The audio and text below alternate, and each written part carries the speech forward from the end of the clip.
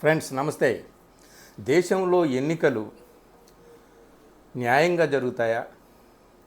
Free and fair election అని మనం ఏదైతే కోరుకుంటున్నామో, ఆశిస్తున్నామో, ప్రజాస్వామిక విలువలకు అనుగుణంగా అంతా సజావుగా సాగుతుందని దేన్నైతే మనం కోరుకుంటున్నామో అలా జరుగుతుందా? జరుగుతున్నటువంటి పరిణామాలు చూస్తూ ఉంటుంటే మనం చాలా భ్రమల్లో ఉన్నామేమో, కలల్లో ఉన్నామేమో అనిపిస్తూ ఉందన్నమాట.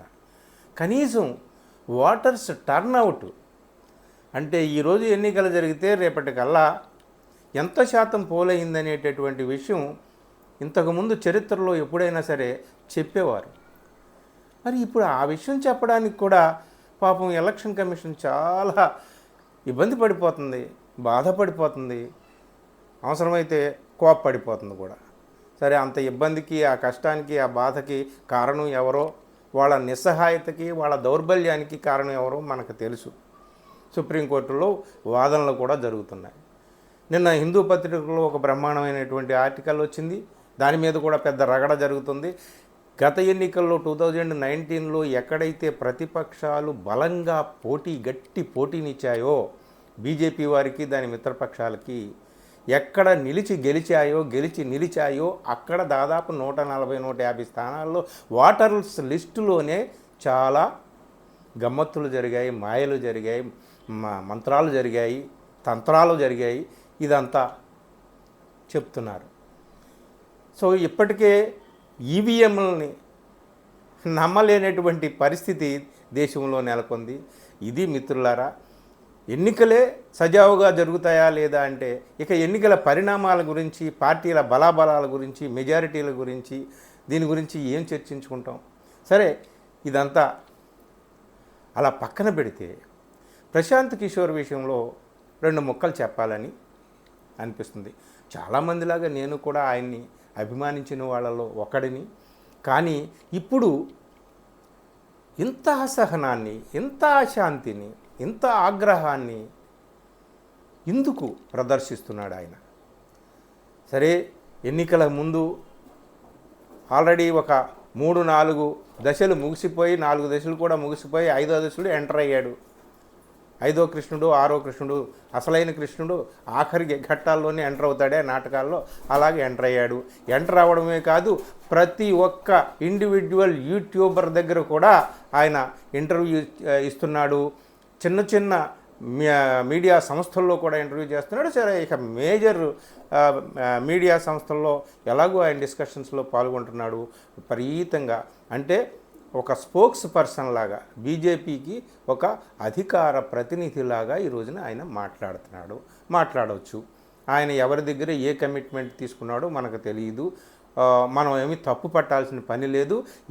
ఎవరి ఇష్టానుసారం వాళ్ళు మాట్లాడతారు, ఎవరి ఇష్టానుసారం వాళ్ళు ప్రవర్తిస్తారు, ఎవరి ఇష్టానుసారం వాళ్ళు జీవిస్తారు.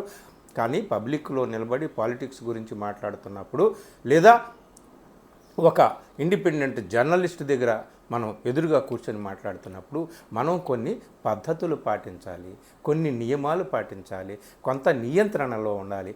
అలాగా ప్రశాంత్ కిషోర్ ఆ నియమం తప్పాడు, ఆ నియంత్రణ తప్పాడు అని అనిపిస్తుంది. మొన్న కరణ్ థాపర్కి ఇచ్చినటువంటి ఇంటర్వ్యూలో ఆయన ఏమన్నాడు? కరణ్ థాపర్ ఒకటే అడిగారు, మీరు మీ లెక్క ప్రతిసారి కరెక్ట్ కాదు కదా, 2022లో హిమాచల్ ప్రదేశ్ విషయంలో మీ లెక్క తప్పింది కదా అని అన్నాడు.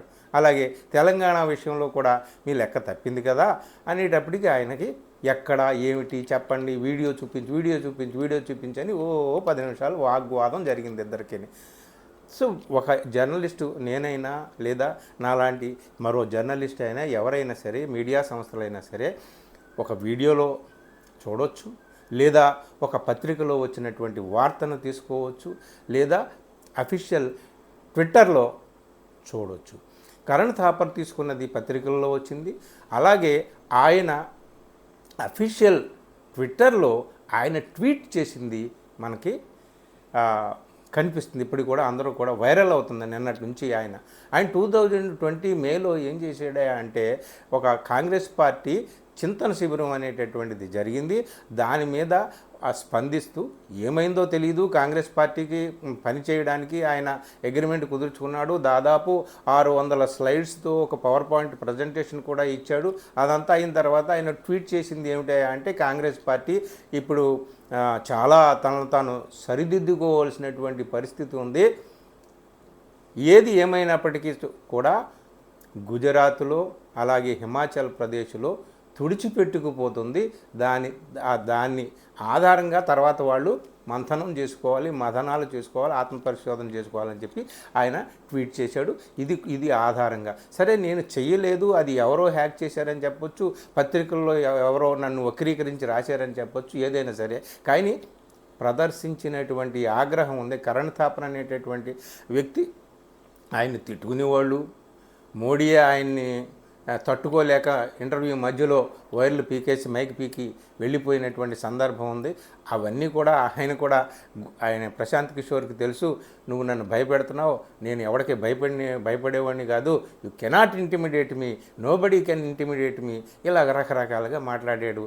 నువ్వు నీ ఇష్టం వచ్చినట్టే చేస్తావని కరణ్ థాపర్ని ఇండివిజువల్గా వెళ్ళాడు, పర్సనల్గా వెళ్ళాడు. ఇదంతా కూడా సరే, ఇదంతా లోకం చూసింది. ఏమిటి ప్రశాంత్ కిషోర్ మాట్లాడుతున్నాడా, లేకపోతే ప్రశాంత్ కిషోర్ నోట్లో లేదా మనసులో కూర్చొని ఒక అమిత్ షానో నరేంద్ర మోడీనో మాట్లాడుతున్నారా అనేటటువంటిది దేశం అంతా కూడా చూసిందనమాట. ఎందుకు ఇంత అశాంతి ప్రశాంత్ కిషోర్లో అనేటటువంటి ప్రశ్న అయితే తలెత్తింది. సరే, ఆయన ఇచ్చినటువంటి జవాబులు ఏంటి, ఆయన ఇచ్చినటువంటి ప్రిడిక్షన్ ఏంటి? ఒక పక్క నేను పోల్ ప్రిడిక్షన్ ఇవ్వను, నేను సెఫాలజిస్ట్ని కాను, నేను ఒక స్ట్రాటజిస్ట్ని మాత్రమే, కొంతమంది అడిగితే వాళ్ళకి సహాయం చేస్తానంతే, అది ఇదే అని చెబుతూనే మరోపక్క 303 గతంలో వచ్చాయి బీజేపీకి, ఇప్పుడు కూడా ఏమాత్రం తగ్గడానికి అవకాశం లేదు, ఇంకా పెరిగే అవకాశమే అని చెప్తూ మరొకసారి ఒకవేళ ఏమైనా తగ్గినా ఏది వెస్ట్ అండ్ నార్త్ స్టేట్స్లో తగ్గినా దాన్ని మేము ఈస్ట్ అండ్ సౌత్లో పూడ్చుకుంటామని ఇట్లాగా సెల్ఫ్ కాంట్రడిక్టరీ లెక్కలు కొన్ని ఆయన చెప్పాడు. అవి కూడా కొంచెం అర్థం లేని లెక్కలుగానే ఉంది. అదంతా కూడా ఇంటర్వ్యూ చూసిన తర్వాత 2-3 సార్లు చూసిన తర్వాత నాకు అర్థమైందనమాట. లేదు 300 పైన వస్తాయని చెప్పి చెప్తున్నాడు ఒక పక్కనే బీజేపీకి, మరో పక్కన తగ్గుతాయని చెప్తున్నాడు, మరో పక్కన అక్కడ ఈస్ట్లోను సౌత్లోను పూడ్చుకుంటామని చెప్తున్నాడు, ఇంకో పక్కన మరి ఇక్కడ 50 తగ్గుతాయని చెప్తున్నాడు, అక్కడేమో 30 పెరుగుతాయని చెప్తున్నాడు. ఇలాగే గందరగోళమైనటువంటి లెక్కలైతే చెప్పాడు. కానీ ఏది ఏమైనప్పటికీ కూడా అన్ని ప్రయత్నాలు చేస్తున్నారు ఏలుబడిలో ఉన్నటువంటి నాయకులు. ప్రస్తుతం వాళ్ళు ఎలక్షన్ కమిషన్ వాళ్ళ చేతుల్లో ఉంది. సరే, ఆల్రెడీ ఈడీ కానీ సిబిఐ కానీ ఇన్కమ్ ట్యాక్స్ కానీ ఇట్లాంటి రాజ్యాంగ సంస్థలతో ఏం చేయాలో అవన్నీ కూడా చేశారు, ఇంకా చేస్తున్నారు. రాజకీయ పార్టీల నాయకుల్ని లొంగదీసుకోవడం, ప్రతిపక్ష పార్టీలని చీల్చడము, లేదా ప్రతిపక్షంలో లొంగని నాయకుల్ని అరెస్టులు చేసి జైళ్లలో పెట్టడము, సుప్రీంకోర్టు అనేటటువంటిదే లేకపోతే చాలామంది అసలు ప్రతిపక్షమే లేకుండా అందరూ కూర్చొని జైళ్లలోకి పోయేటటువంటి అవకాశమే ఉండేదేమో. సో ఇవన్నీ కూడా చేసిన తర్వాత ఎలక్షన్ కమిషన్ వారు తమ ఇషారా మీద, కేంద్రంలో వెలుబడిలో ఉన్నటువంటి వాళ్ళ ఇషారా మీద ఎలక్షన్ కమిషన్ ఏం చేస్తుందో ఎలా చేస్తుందో అది కూడా చూస్తున్నాం మనం. ఇవన్నీ కాకుండా ఇంకా 2-3 దశలు ఉండగా ఇట్లాంటి వాళ్ళని రంగంలోకి దింపినట్టుగా కనిపిస్తుందన్నమాట. అంటే కేంద్రంలో అధికారంలో ఉన్నటువంటి వారి యొక్క ఆక్రోశాన్ని, ఆగ్రహాన్ని, వారి యొక్క గణాంకాలు వివరించవచ్చు, వారి నమ్మకాన్ని ప్రకటించవచ్చు, వారి ధైర్యాన్ని ప్రకటించవచ్చు, ఇదిగో ఇది కారణం అని చెప్పొచ్చు. అంతేగాని మోడీ హవా లేదు, రామ మందిరం లహర్ లేదు, అయినా సరే అంటే సెల్ఫ్ కాంట్రడిక్టరీ అనమాట. అయినా సరే అన్ని స్థానాలు వస్తాయి, అంతకంటే మించి రావచ్చు అని ఈయన చెప్తున్నాడు ప్రశాంత్ కిషోర్. మరో పక్కన అంత ఇంటెన్సిటీ, అంటే మోడీకి అనుకూలంగా ఉండేటటువంటి ఇంటెన్సిటీ తగ్గింది అని చెప్తున్నాడు. మోడీకి ఈ డిజిటల్ మీడియాలో వ్యూస్ తగ్గిపోయినాయి, ఆయనకంటే వ్యూస్ రాహుల్ గాంధీ ఇంటర్వ్యూకో లేదా సమాజ్వాదీ పార్టీ నాయకుడు అఖిలేష్ యాదవ్ ఇంటర్వ్యూకో వస్తున్నాయి, వ్యూస్ ఎక్కువ ఉన్నాయి అని ఆయన ఇమేజ్ కొంచెం తగ్గిందని ఒప్పుకుంటూనే సీట్లు మాత్రం అంతకంటే ఎక్కువ వస్తాయని చెప్తున్నాడు. ఏమిటి ఇదంతా కూడా? ఇంత సెల్ఫ్ కాంట్రడిక్టరీ స్టేట్మెంట్స్తో ఆయన కనిపించాడు. సో ఇదంతా చూస్తుంటుంటే ప్రశాంత్ కిషోర్ మాటల్లో చూస్తుంటుంటే ఒక అసంబద్ధత, అయోమయం, గందరగోళం అక్కడ కేంద్రంలో అధికారంలో ఉన్న వారిలో ఎలాంటి వాతావరణం నెలకొని ఉందో, ఏ అయోమయం, ఏ గందరగోళం, ఏ భయము, ఎంత అనిశ్చిత స్థితి నెలకొని ఉందో అదంతా కూడా ఈయన మాటల్లో కనిపిస్తుందన్నమాట. అందుకనే ప్రశాంత్ కిషోర్లో ఇంత అశాంతి దేనికి అంటే ఆయనలో ఉన్న అశాంతి కాదు, అక్కడ నుంచి వచ్చినటువంటి అశాంతి ఈ విధంగా ప్రదర్శించబడింది, ఎగ్జిబిట్ చేయబడింది. దేశమంతా కూడా ఇప్పుడు చూసింది, నవ్వుకుంటుంది. అయినా ఎవ్వరికి ఏమీ అవసరం లేదు. ప్రజాస్వామ్యము, విలువలు ఇవన్నీ కూడా అనవసరం. కానీ జరిగేదే జరుగుతుంది.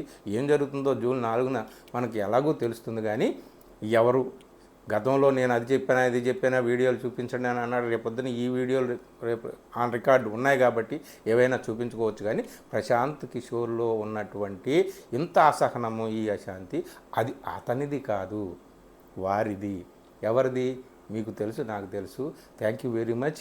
ఇది వాతావరణం. ఇక ఈ మిగిలిన 2 దశల్లో ఇంకా ఎలాంటి చూడాలో, ఎన్ని విచిత్రాలు చూడాలో, ఏం జరుగుతుందో ఇదంతా అయిన తర్వాత కూడా ఇంకా ఏం జరుగుతుందో ఇదంతా మనకి చాలా పెద్ద సస్పెన్స్. చూద్దాం, wait and see. Thank you very much.